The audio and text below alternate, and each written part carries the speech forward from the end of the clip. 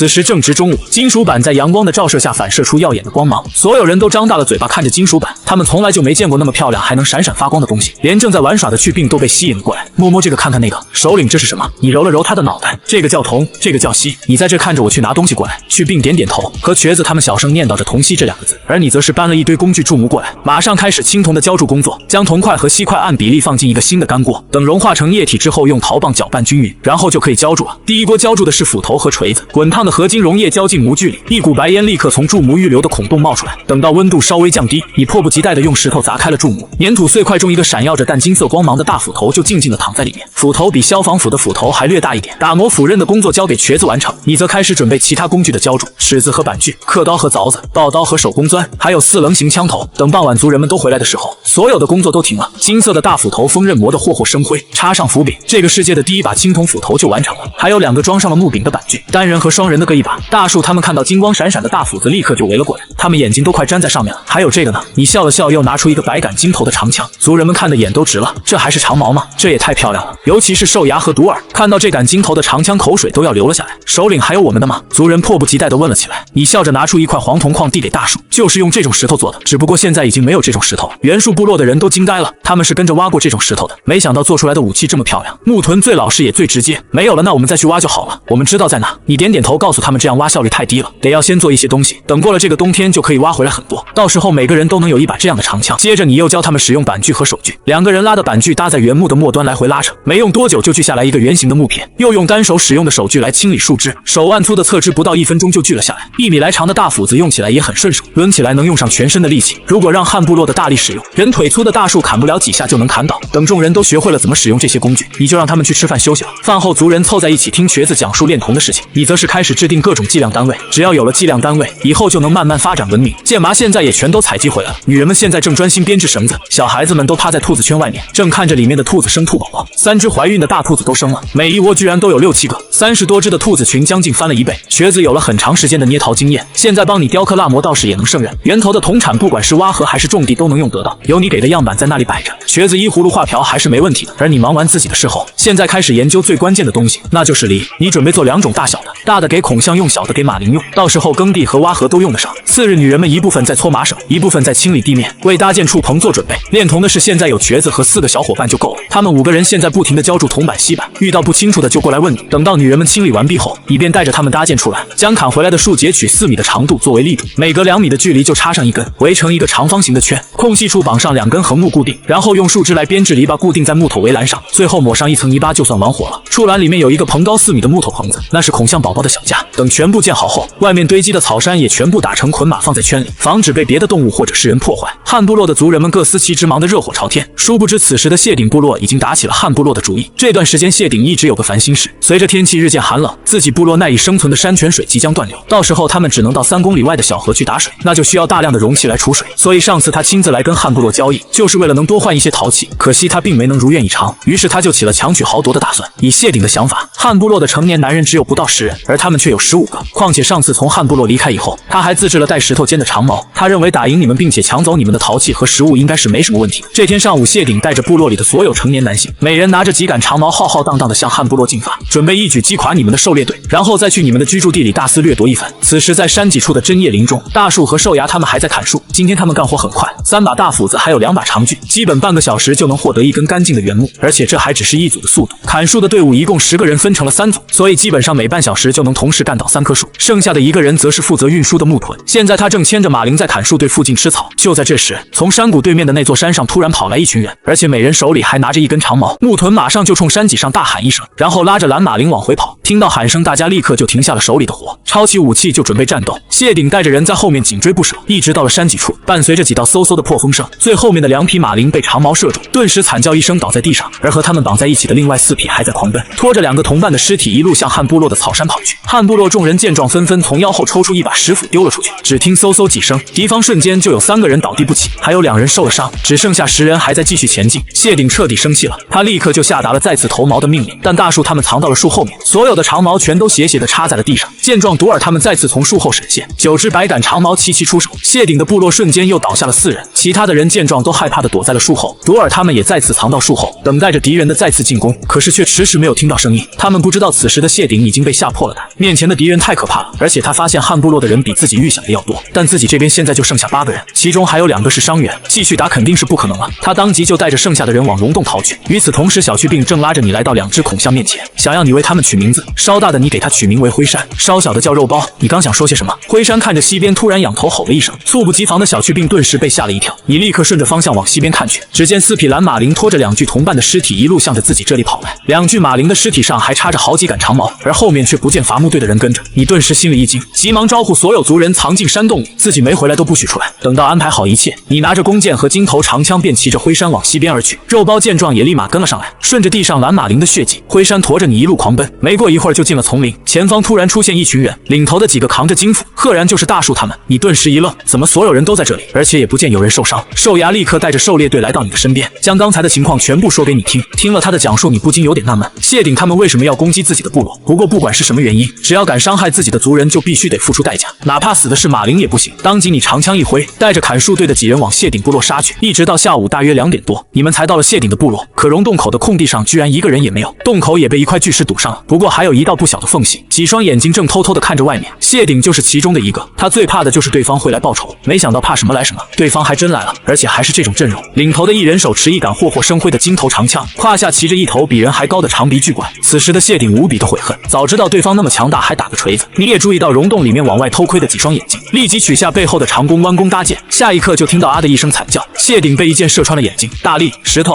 6指，你们去把石头推开。你指了指溶洞口的巨石，对着3人发号施令。他们立刻上前开始推巨石，可即使是3人一起发力，却并没有推动多少，反而还慢慢的又被顶了回来。特么的堵着门就没事了吗？你走到缝隙前再次搭箭，此时巨石后面几个成年男性正死命的顶着巨石，你嗖的又是一箭，这次门后的2人直接被贯穿，其他几个人见状直接吓跑了，再也不敢站在洞口。于是大力3人顺利的将石头推开，石头后面的还没有咽气的3具尸体也被压得血肉模糊，转眼间没了声息。溶洞门户洞开，里面泛着昏黄的火光，一群女人和孩子躲在一个草堆中瑟瑟发抖，剩下的5个成年男人，有3个拿着长矛挡在他们前面，还有2个之前受伤的在草堆里哀嚎。你拿着长枪走了进去，大树几人也拿着金斧紧随其后。那3个拿着石矛的家伙看着气势汹汹的众人，腿不停地打着哆嗦，嘴里哇啦哇啦的，似乎是在求饶。特么的有拿着武器求饶的吗？你一摆长枪，把3人手中的长矛全部打落在地。后面的一个伤员悄悄地拿起了一块石头，居然还想要反抗。你瞬间枪头向前一递，噗的一声，直接把他的左胸穿了个窟窿。都给我跪下，反抗者死！你双目一瞪，突然暴喝一声，所有人顿时吓得双腿一软，直接跪在了地上。大树，你去把他们储存的食物全都弄出来带走。随后你又将目光看向跪在地上的众人，是你们首领先攻击我们，所以你们不能怪我，要不是他我也不会打你们。你的本意是想吞并了这群人，可为了使他们不心存怨恨，你直接把锅甩给了他们的首领。但是你显然高估了他们对部落的忠诚，他们才不管首领的死活，只在乎你要拿走他们的食物。一群女人看着大树带人搬走了他们储存的肉干，都着急的想哭了，连忙向你哀求。你淡淡的看着眼前的这些人，只要你们加入我的部落，就会有吃不完的食物，冬天也不会再有人被冻死。愿意加入我们的现在就可以站到我的后面。话音刚落，就有几个人赶紧起身站到你的身后。慢慢的，第2个、第3个、第4个，没过一会儿就只剩下一个伤势较重的男人还躺在那里，不过看他的样子应该是活不了了。你不打算管他，带着这些新加入的族人出了溶洞，随即交代兽牙烧掉这个溶洞。自此以后，谢顶和他的部落从此化为乌有。回到汉部落后，新人的融合也很顺利，部落里有几个是之前从谢顶那里交易的族人，很快他们就打成一片，而你也没有骗他们。汉部落的食物储量确实很多，加上这次缴获的200人吃一冬天也没什么问题，只是山洞的人口承载能力已经达到了上限。好在冬天就要到了，挤挤更暖和。让这些人感到惊讶的是，汉部落居然养了野兽，尤其是肉包和灰山这样的巨怪，这让他们对汉部落的强大有了新的认识。现在他们为成为了汉部落的一员感到非常自豪。女人们这些天一直在搓绳子，山洞里已经足足堆放了几大捆。男人们继续砍树，树干留下来当建材，树枝用来当烧窑用的柴禾。你这些天也没闲着，把需要的木工工具一样一样做出来，然后又浇筑了50把青铜铲。有了挖土的工具，你的第一期引水人工和工程就必须开始了。你拿着一根女人们编制的超长麻绳作为尺子，先是在山洞正北方量出建成的位置，然后在成指的4个角上分别埋了一根原木作为标记，以此来找到最佳的河道位置，然后就是建砖窑了。挖河工程程只要开始就会产生大量的泥土，所以你准备挖河和制砖坯同时进行，因为你打算烧制的是青砖，而青砖的烧制工艺里需要用到大量的水，所以为了取水方便，砖窑选址就定在小河边。瘸子前一段时间烧制了很多红砖，这些砖块正好用来建窑。圆柱形的砖窑动用了全部落所有的劳力，整整建了5天才完成，又花了一些时间做了一些砖模，准备工作才算完成。这时你耗费多天时间打造的距离也终于亮相了，宽2米的木架下面装了4个青铜距离，只要这玩意拉起来，一次就能翻耕2米宽的土地，深度更是达到了40厘米。至于启动这玩意的动力，当然就是肉包和灰山了。2架距离并排在一起，拉着距离向前走，直接把后面4米宽的河道全都翻了一遍。不到1个小时，俩货就把700米长的河道刨了40厘米的深度。见此，你简直是喜出望外。照这个速度下去，也许自己的建成计划就不用3年了。烧砖的工作你准备等到冬天再干，那时所有人都闲着没有事干，而且冬天烧砖窑会很暖和，是个幸福的工作。但眼下却有一个问题，因为这些砖坯都是用来包裹夯土城墙的，所以每块砖都很大，这样搬运泥料和砖坯就会浪费很多时间。于是你决定马上着手造一辆简单的灰斗车。新的项目启动找帮手自然是第一条，以后他们也可以成为部落里的专业木工，而汉部落对木匠最有天赋的就得算木桶。这家伙在树部落的时候就能想出来用烧红的炭在原木桩上烧出一个桶来。另一个是老实巴交的木屯，这人平时不爱和人说话，但是做事非常踏实。接下来依据自己前世对马车的记忆再加以改造，3人用了1整天的时间，第1辆小推车诞生了，马上交付工程队使用。族人们对于这种新出现的运输工具很感兴趣，比起肩扛手抬确实省力不少，但是你却并不乐观。你注意到小推车在转圈的时候总是不停地左右打摆子，这样下去用不了多久绝对会散架。找出了问题所在，你马上开始动手改进，主要就是加长轮芯。你向2个助手交代清楚以后，3个人各忙各的。这次改进比第1次造车快了很多，2小时以后第2代小推车就面世了。这次的小推车果然不再左右摇摆，大家的工作效率立马就提了上来。于是第2辆车被定为量产型，开始批量制作，首批先做30辆出来。现在男人女人加一起，几十个成年劳动力肯定是有。这种灰斗车专门用来拉土，以后肯定会大量的使用。接下来的一段时间，木匠3人组以2天3辆小推车的速度装备工程队。第1期引水河的工程在飞速进行着，之前被耽搁的制砖工作也因为有了小推车的不断加入，进度快了很多。一直到了开工的第18天，一条长698米、深4米的长沟出现在你面前。这时你叫停了挖河工作，剩下的2米等到需要引水的时候再挖开。族人们又回到正常的生活轨迹，男人们继续伐木，为以后的建设做储备，女人们则是又去采集食物。他们觉得食物是越多越好。30辆小推车的打造也完成了，为了将来能够大量开采铜矿，现在木桶和木屯正在你的指导下试制可以让马林拉的大车。他俩有了前2次的制造经验，你将4轮车的制造方案告诉他们，就让他们自己折腾，而你则是把时间花在耕地里的打造上。所有人都有序地忙着自己的工作。这天早晨，当你出了山洞的时候，第一眼看到的就是白茫茫的一片。等待已久的冬天终于来了，鹅毛般的雪花一直不停地下着，天阴沉沉的，也不知道要下到什么时候。男人们的伐木工作停止了，全都窝在山洞里，女人们也不闹腾着去采集食物了。这样的天气烧砖肯定是不行了，只有等到雪停了再说。于是你就开始了蓄谋已久的计划，普及普通话和文字。其实现在汉部落的族人已经掌握了一些词汇，尤其是去病，一些简单的话他现在已经能说了，这样的话就简单多了。你只需要再教大家一些必要的词汇，再把这些连起来使用就行了。至于汉字，现在教他们学简体字不太现实，和象形文字最接近的隶书则更容易被接受。会不会写没那么重要，主要是一定要认识。为了提高大家学习的积极性，你规定每天晚饭前会检查1次功课，念不出来的晚饭减半，学得好的也有奖励。这一招果然凑效，所有的族人全都热情高涨，尤其是小孩子们，下课的时候还会自发的几个围在一起练习。几天后雪终于停了，烧砖的计划也正式启动。你亲自示范2窑之后就交给族人们去干了，他们倒也不需要每天都干活，基本就装窑和盛砖出窑的时候，其余则是烧制和冷却的时间。日子就这样一天天的过着，每天学汉语和汉字，隔几天搬1次砖，平凡而又充实。大家不忙的时候就做一些饰品装饰自己，其中以男人居多，什么骨头项链、羽毛什么玩意儿的可劲往身上招呼，你不明所以。后来还是长老告诉你，为了防止近亲交合导致人种退化，很多部落都会在开春的时候聚到一起举行相亲会，女方如果看男方顺眼就会跟着去男方的部落，而这个顺眼的标准就是看你够不够强壮，部落的实力怎么样，还有食物多不多。这点从男方身上的骨饰就可以观察出来。如果你带着一根特别长的大腿骨当武器，那你的部落肯定就具有猎杀大型猛兽的实力，自然也代表你的部落不会缺少食物。这话也给了你一些启发，自己身上似乎也缺少一点什么东西。那些古式项链你自然是看不上的。思来想去，你决定把发箍这种饰品搞出来。发箍的材料多为金银玉石或者皮革，只要不同的人用不同的材质就可以。自古以来金子就是高贵的象征，汉部落没有金子，所以你的冠就是镂空的铜做的。既然自己换了，就不能让族人的脑袋上啥也没有。于是又给大树用锡做了一个银色的，大树很喜欢。其他的成年男性在你的指导下也做出来一些其他材质的发箍，兽皮的、木头的、骨质的全都有，甚至还有簪子。从此汉部落里又有了一个新规定，小孩只能束发或者戴发箍，但是不能插簪子。成年男人可以戴发箍，而且必须要插簪子，以此来区分成年人和未成年人。女人们也不再是只留马尾的发型，成年的妇女都要盘发，可以使用木梳或者簪子作为头饰。未成年的女孩可以扎马尾，也可以披发或者编辫子，也用簪子做装饰。金属作为战略物资是不可能每人都用来做饰品的，所以你就以金属饰品作为奖励发放，只要对部落有功的人都能有机会得到。经过一系列的改革，汉部落里现在只要一看脑袋，就能看出这人的身份和年龄阶层，或者有没有对部落有过功劳。去病的发箍也是你做的，上面有一个云纹的铜扣，以学汉字最快的名义奖励给他。他是小孩子里第一个拥有金属饰品的孩子，因此非常开心。其实你那么卖力的搞装饰品，也不只是为了区分族人的阶层，主要还是为了那个相亲会，倒不是为了去相亲，而是为了见见别的部落的人，看看能不能做点交易。以前汉部落的食盐都是靠着和谢顶的部落交易来的，但现在谢顶的部落没有了，所以在没有找到盐矿之前，你想要找到新的卖家，要知道汉部落的陶器可是很值钱的。你不仅想用陶器换盐，还想买些人口回来，指望靠着现在这不到200人自己生，下辈子也塞不满你的一座城。然而并不是所有的部落都能像汉部落这样，根本不用为食物发愁，还能在闲暇之余想想自己部落的发展大计。比如汉部落东面的黑鼠部落，这是一个人口足有150多的中型部落，他们和汉部落有一个很大的不同之处，黑鼠部落有自己的信仰，他们信奉黑鼠，也有专门负责与神沟通的巫。今年冬天黑鼠巫自称得到了神明的指引，说这个冬天会比往年更加漫长，他很担心储存的食物不够支撑到明年的春天，所以让首领带领狩猎队出去寻找食物。于是黑鼠部落的首领鼠大就带着19个小弟出门狩猎了。很快他们就发现了一个奇怪的事情，就在他们部落西边丛林的尽头，隔3差5会冒出浓浓的黑烟，那肯定是人类故意烧的。可是西边什么时候有人了？在很久以前他们走到过西边的丛林边缘，但是那条8、9米宽的河他们没有能力过去，所以后来就没走过那么远了。现在看那冒烟的位置，分明就是在河水附近。鼠大马上就把这个情况告诉了黑鼠巫，巫倒是没那么惊讶，反倒是对这些人烧火很感兴趣。在鼠巫的认识中，火就是用来烧食物的，经常烧火那就表示他们的食物很多，要是为了取暖的话，为什么不一直烧呢？鼠巫很疑惑，所以就让鼠大带人去看看，如果有可能，可以跟对方试着交易一下，也许还能学到什么东西也说不定。于是鼠大就带着队伍出发了，去完成这个外交性质的行动。而在汉部落这边，木桶和六指正守在砖窑旁边，没事就看看窑里的火，过一会儿就往里面扔一把柴火。两人从昨天晚上一直烧到今天下午，这会儿窑里的砖坯已经烧到了红得刺眼的程度，是时候灌水封窑了。木桶拍了拍六指，让他回山洞叫人干活。六指点点头，一路头也不回的就去了山洞。可就在木桶一人留守的空档期，地面上突然传来了肉包的大吼声，紧接着就是肉包奔跑的声音，然后还有人类嗷嗷喊叫声。木桶急忙从地下的烧火口爬上地面，刚露出脑袋就看见10几把长矛嗖嗖的飞向肉包，吓得他撒腿狂奔，一路冲向山洞。你正准备带人去给砖窑灌水，结果刚一出山洞就看到了肉包被人追杀的这一幕。鼠大等人本想着追上去，结果突然就看到你带着一群人从山洞里出来，顿时就愣住了。我次啊，谁特么敢杀我家肉包？都给我抄家伙！族人们听到自家首领的命令，立刻嗷嗷叫着冲出来，70、80号人，每人手里还都拿着武器，直接就把鼠大一行人包围了。鼠大嘴巴大张着，面前的一群人全都凶神恶煞，领头的年轻男子面容冷峻，头戴金冠金簪，手持一把百杆金枪瞪着自己，后面的阵容就更是闪瞎眼了，每人手里都拿着一把霍霍生辉的青铜铲。先别管战斗力怎么样，光是这豪华的阵容就足以让鼠大他们吓得不敢动弹。肉包这时候也看到自己老大控制了场面，屁颠屁颠的又跑了回来，站在你身后狗仗人势的对鼠大吼了一声。你拍了拍他的鼻子示意他安静，转头对鼠大说道：这头像是我们的，你们为什么要攻击他？鼠大有些懵逼，但你看起来和这个怪兽很熟的样子，他没想到这个邻居部落居然可以控制那么大的怪兽。可是让他更没想到的是，比肉包还大1号的灰山这时也听到动静跑了过来，站在肉包的身边好奇的看着被围住的一行人。鼠大和一群小弟都吓尿了，我次啊，居然还有！见鼠大他们都是一副惊呆的表情，你皱了皱眉，让旁边的长老过去问问他们是什么人，为什么会来到我们这里。长老上去对着鼠大一通连说带比划，把你说的话翻译了一遍，又介绍了一下你的首领身份。鼠大听了长老的话，先是一通道歉，自己也不知道这怪兽是有主人的，这才想着猎了回去过冬，最后又涕泪横流的把自己的来意说了出来。你没想到对方竟是想过来交易食物的，不过要是他们真有能让你看上的东西，倒也不是不行。那你们有什么东西可以交换？鼠大犹豫了一下，我们用石盆交换行不行？毕竟自己部落可是有好几个，而石盆也是每个部落的必备品。这次还没等你发话，长老就已经开口，石盆自己部落有的是，要是你们想要的话，也可以拿东西来交换，盐和人口都行。现在轮到鼠大傻眼了，对方居然有很多石盆，还可以换给自己。长老看鼠大不信，就叫几个孩子去搬一套陶器出来，没2分钟，几个孩子就搬了一个水缸、一个锅，还有几个碗出来，甚至还有几个看热闹不嫌事大的孩子，捧着一碗肉汤站在洞口吸溜吸溜的喝着。这把鼠大看得一愣一愣的，自己还从没闻到过这种肉香味。你让人盛了一碗肉汤给他，毕竟没尝过肉汤就不知道陶器的真正用途。鼠大小心翼翼地端过肉汤，学着小孩的样子吸溜了一口，顿时从嗓子暖到了胃里，过了一会儿全身都暖和了。这肉汤可是你专门熬出来御寒的，里面的肉不多，但是加了猪大骨还有辣椒，平日里没事喝上2口，别提有多舒坦。鼠大已经被这肉汤的滋味彻底征服，当即就决定要用人口换陶锅。至于什么是盐，压根就没有听说过。长老把从前交易陶器的报价说了一遍，一个陶锅换2个未成年男孩或者一个成年女人，这个价格鼠大还是可以接受的。但是自己这次出来根本没有带女人和小孩，可自己又很想带回去一个陶锅。于是只能舔着脸问你能不能先把锅带回去，下次再把人带过来。一听这话，你顿时就不乐意了。赊账是不可能的，这辈子都不可能赊账。万一对方要是赖账，自己不是成了被人耍的傻子吗？鼠大见你不同意，立刻从小弟那里取过一个鼓鼓的兽皮袋交到你手上，这里面是食物，虽然不多，但希望你能先让我们拿走一个食盆，下次我们还会用人来换这个食盆，老子会缺你这点食物吗？你胡乱的打开袋子，毫不在意的往里面瞥了瞥，可不料下一刻你的眼睛就再也挪不开了。这特么不是花生吗？脑袋里瞬间飘过 N 多花生，炒花生、盐水煮花生、油炸花生、花生酱，这可是好东西啊！除了本身营养价值很高以外，最关键是还可以榨油，要是种上一大片，就再也不缺食用油了，而且有了油脂就可以做肥皂、做蜡烛，甚至是做炸药。所以说花生是战略物资也不为过。你压抑着激动的心情，忍了好半天才重新恢复镇静。这东西你们是从哪里弄来的？鼠大一阵咿咿呀呀乱比划，你这才知道他们部落所谓的神就是黑毛老鼠，而花生就是从老鼠窝里挖出来的。他们知道上哪寻找藏有花生的老鼠洞，所以花生在他们部落不是什么稀罕的东西。你暗自点了点头，随手拿出一个大筐来，用这样的一筐花生也能换陶器，但是必须要果壳没有损坏的才行。鼠大简直不敢相信，你居然会开出那么优惠的条件，连忙欣喜若狂的答应下次会多带来一些。到最后鼠大带走了那个大筐，还有一个陶锅和一个陶碗，还有你赠送的一把勺子。看着几人离开的背影，你忽然觉得一阵后怕，这次居然被一个陌生部落突袭到了山洞门口。幸好他们的人也不算多，如果他们是专程来攻击汉部落的，那汉部落就算能挡住他们，说不定也会造成伤亡。之前你也计划过防御工事，可是那么大的城墙哪是说建起来就建起来的？这段防守空档期必须先搞一个可以依托的防御工事才行。你先让大树带人去给砖窑灌水封窑，自己就站在山洞口思考起来。砖窑已经烧了2个月了，现在已经堆积了大量的城砖，建成的是要等到明年春天才能开始。那现在这些砖不就都闲着了吗？想到这里，一个简单快速的防御工事就出现在你的脑袋里。第二天一大早，你把所有成年人召集起来，告诉他们你要用3面墙把山洞围起来，只在东面留1道2米宽的门，门口用一个3米高的马具当做大门，正面并排绑上4层长矛。这道简单的围墙直接用青砖堆砌而成，这么冷的天，只需要在砌好的砖墙上倒水就可以粘合。等来年开春天气回暖解冻之后，这些砖还可以用来建成，并不会影响使用。接下来几天，全族所有成年人一起动手，加上小推车和那么多工具，围墙的高度以肉眼可见的速度快速飞涨。